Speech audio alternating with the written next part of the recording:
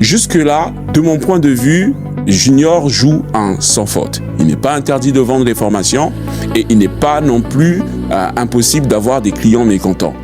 Quand ça arrive, je le redis encore, il faut peut-être rembourser ou en tout cas se référer au comptable. Mon gros problème, vous allez le comprendre dans la suite de la vidéo. Voilà où nous en sommes aujourd'hui. On a un gamin qui est un prodige, qui a été jusqu'à être reçu par le président de la République, qui a été remarqué par Google, qui se retrouve à promettre des remboursements face à des victimes sur TikTok. Là où pour moi il y a dissonance, c'est que Junior n'était pas simplement un prodige, il était une opportunité historique. Pour moi, Junior, c'était un souffle rare, presque messianique, que l'Afrique ne voit passer qu'une fois par génération. C'est quelqu'un que le destin lui-même semblait avoir désigné pour réveiller un continent endormi par les dogmes et les dépendances technologiques vis-à-vis de l'Occident ou des complexes post-coloniaux.